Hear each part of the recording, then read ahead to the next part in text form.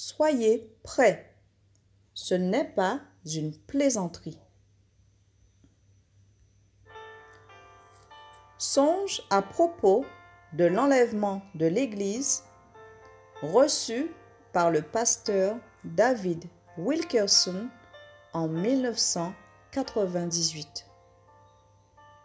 Seigneur, tu m'as parlé si clairement la semaine dernière dans un rêve.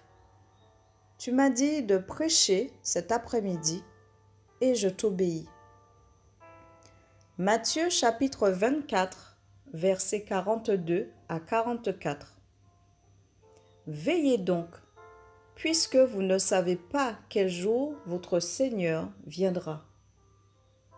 Sachez-le bien, si le maître de la maison savait à quelle veille de la nuit le voleur doit venir, il veillerait et ne laisserait pas percer sa maison. C'est pourquoi, vous aussi, tenez-vous prêts, car le Fils de l'homme viendra à l'heure où vous n'y penserez pas. Avant-propos de David Wilkerson. Je ne fais pas beaucoup de rêves et je ne prêche pas sur mes rêves parce que je suis un prédicateur de la Bible. Et tout ce qui n'est pas conforme à la parole de Dieu doit être rejeté immédiatement. Je vous dis simplement que Dieu a réveillé mon âme et que je dois prêcher cela plus souvent. Je veux que vous sachiez que ce n'est pas une doctrine, ce n'est pas une nouvelle révélation. C'est simplement le Saint-Esprit qui me pousse et me parle de sa venue. Je ne veux pas construire de doctrine à ce sujet. Souvenez-vous-en. Je n'ai pas beaucoup confiance en mes rêves. Tout rêve, vision ou révélation doit absolument être encadré dans les Écritures. Cela étant dit, permettez-moi de partager avec vous, sans essayer de vous parler de doctrine ou de quoi que ce soit d'autre, mais seulement du Saint-Esprit qui me parle. Prière. Père Saint, je crois que tu envoies présentement tes anges et je crois qu'ils sont en train de réunir tes élus des 4 vents. Le jour du Seigneur approche. Père, tu m'as parlé si clairement cette semaine dans un songe et je vais vous partager ce songe dans un instant et je prie Seigneur Jésus afin que tu éveilles nos cœurs. Tu m'as dit de prêcher ce message cet après-midi et je t'obéis. Je ne sais pas qui tu as envoyé ici et pourquoi tu les as amenés, mais ce message est pour tous et je prie le Saint-Esprit de nous réveiller de notre sommeil. Tu nous aimes, tu es notre Père, mais tu es très sérieux dans ce que tu dis dans ta parole. Ce n'est pas une plaisanterie et ce n'est pas une comédie destinée à nous faire rire. Seigneur, ta venue ne tardera pas. Tu nous dis que tu viendras comme un voleur dans la nuit. Cette nuit ne devrait pas nous surprendre parce que nous devrions être éveillés à ta venue. Cher Saint-Esprit, fais ton œuvre de conviction parmi ton peuple, au nom de Jésus. Le songe. Mardi dernier, j'ai eu un songe du Seigneur et il me parlait de son retour prochain. Dans ce songe, je réalisais que j'étais en train de monter à la rencontre du Seigneur dans les airs. C'était l'enlèvement. Il y avait des multitudes de personnes qui montaient. Il y avait une très puissante force d'attraction qui nous élevait dans les airs. Les anges étaient venus nous chercher. Ils entraient dans les maisons et allait chercher des personnes. Je savais avec certitude que je m'en allais à la maison. Le Seigneur Jésus était venu et nous étions tous rassemblés ensemble par les anges qui venaient chercher ceux qui s'étaient préparés. Matthieu chapitre 25 verset 10. Il y avait des milliers et des milliers de personnes qui montaient comme l'éclair part de l'Orient et lui jusqu'à l'Occident.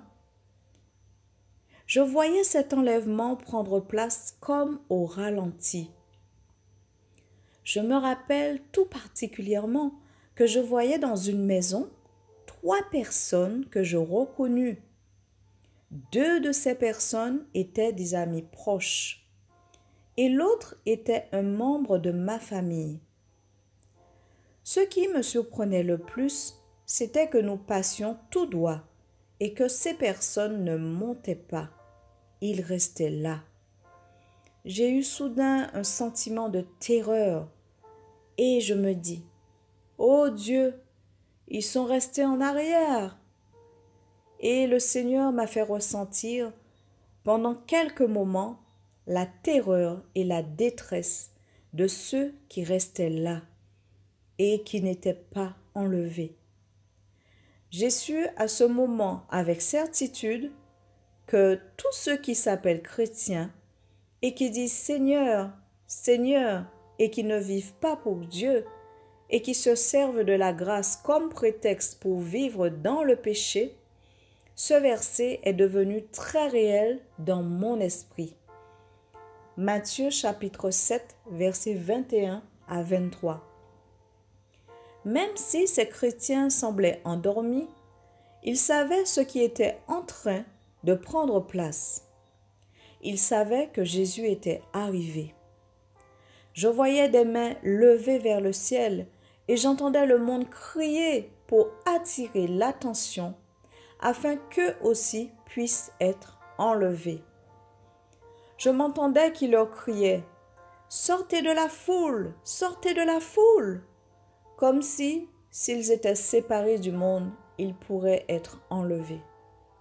Mais nous avons continué à monter et nous sommes passés tout droit. J'ai eu un sentiment que je n'avais jamais expérimenté de ma vie. Même si j'avais entendu parler du retour de Jésus toute ma vie par mon père et par mon grand-père, cette expérience n'était pas descriptible avec des mots. La Bible dit « Nous serons tous changés en un clin d'œil. Tout à coup, nous allons être changés. » La Bible dit que notre corps corrompu revêtira un corps incorruptible comme le sien. Et la Bible dit que nous devons être préparés et prêts pour sa venue. Et même ceux qui dormiront en plein milieu de la nuit, mais qui se sont préparés pour sa venue, seront enlevés. Maintenant, je ne vais pas entrer dans la doctrine de l'enlèvement. Quand cela se produira, avant la tribulation, au milieu de la tribulation ou après la tribulation. Je viens de vous dire que j'ai vu l'horreur que cela allait causer à ceux qui connaissent l'Évangile et qui ont reçu appel après appel par la grâce et la miséricorde de Dieu et qui ne se sont pas préparés. Ils n'ont pas été emmenés. Ils n'étaient pas au rendez-vous. Et je me souviens de la rapidité avec laquelle on a été déplacé et comment j'ai vu la détresse des personnes laissées par ce moyen de transport qui passait par là et de ce sentiment terrible. Seigneur, je sais que je suis sauvé, je sais que je suis racheté, je rentre chez moi, mais ces 2 amis et ce membre de ma famille, ils étaient terrifiés. 2 dormiront dans un lit l'un sera pris et l'autre laissé. Luc chapitre 17, verset 34 et Matthieu chapitre 24, verset 40 à 42.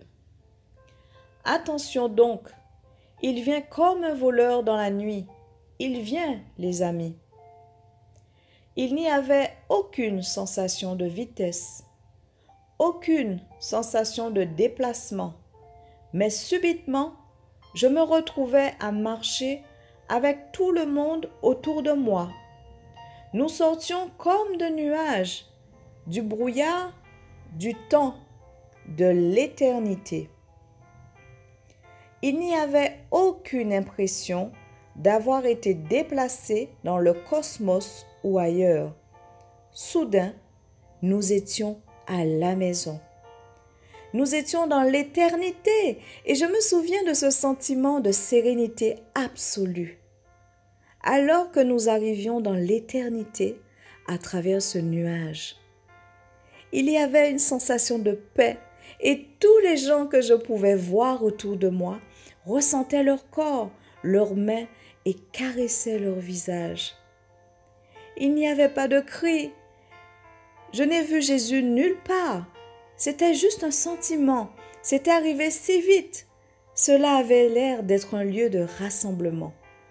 La Bible dit, il rassemblera ses élus des 4 vents. Tout à coup, j'ai regardé et il y avait mes 2 amis et ma bien-aimée qui traversaient le nuage et venaient dans l'éternité. Personne ne se regardait. Il n'y avait pas d'embrassade, il y avait juste une paix incroyable. Et je l'ai vécue pendant un moment. Je suis à la maison. Cette terre sur laquelle j'étais est partie. Je suis hors de portée de Satan. Il n'y a pas de péché. Il n'y a aucune possibilité d'être à nouveau perdu. Je suis éternellement à lui. Il a fait ce qu'il a dit qu'il ferait. Il a dit qu'il viendrait avec ses anges et il est venu avec ses anges. Il a fait tout ce que j'ai prêché, tout ce que j'ai dit. C'est vrai. Il est tout à fait suffisant. Il est tout ce dont nous avons besoin. Il y avait une paix et une sérénité au-delà de tout ce que je pouvais imaginer. Et les gens étaient juste impressionnés. En silence, il y avait de la crainte, du respect.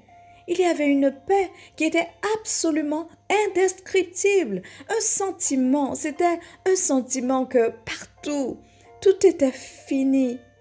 Tout était vrai. Ce sens de la réalité et de la vérité, notre monde n'était pas réel. C'est ça le monde réel, c'est l'éternité. Tout est mort. C'était juste un rêve. C'était juste de l'herbe. C'est ce que dit la Bible. La chair est juste de l'herbe. Ça monte, ça se fane et c'est parti. Le temps n'est qu'un petit morceau.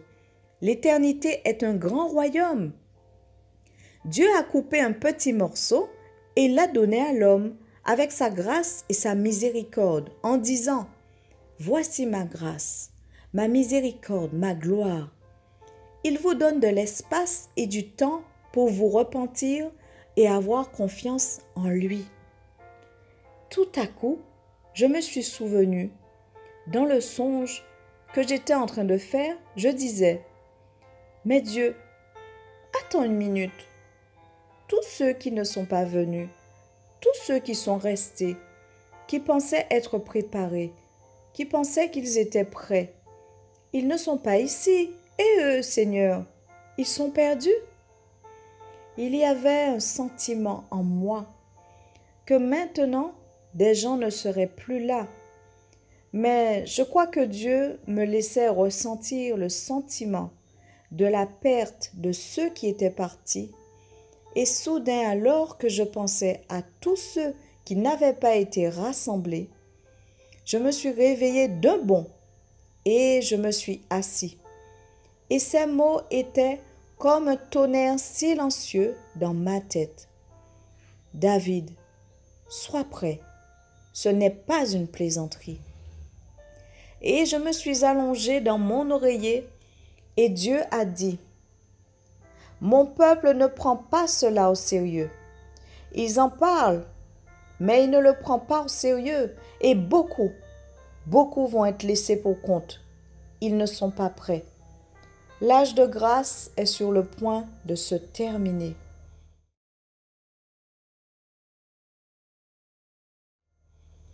Matthieu chapitre 25, verset 10. Pendant qu'elles étaient allées en acheter, l'époux arriva. Celles qui étaient prêtes entrèrent avec lui dans la salle des noces et la porte fut fermée.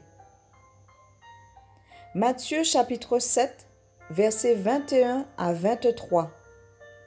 Ceux qui me disent « Seigneur, Seigneur » n'entreront pas tous dans le royaume des cieux, mais celui-là seul qui fait la volonté de mon Père qui est dans les cieux.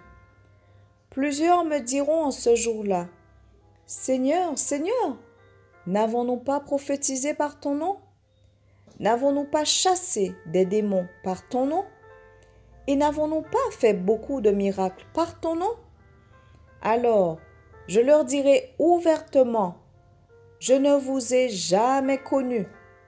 Retirez-vous de moi, vous qui commettez l'iniquité. » Luc chapitre 17, verset 34. Je vous le dis, en cette nuit-là, de deux personnes qui seront dans un même lit, l'une sera prise et l'autre laissée. Matthieu chapitre 24, versets 40 à 42. Alors, de deux hommes qui seront dans un champ, l'un sera pris et l'autre laissé. De deux femmes qui moudront à la meule, l'une sera prise et l'autre laissée. Veillez donc, puisque vous ne savez pas quel jour votre Seigneur viendra.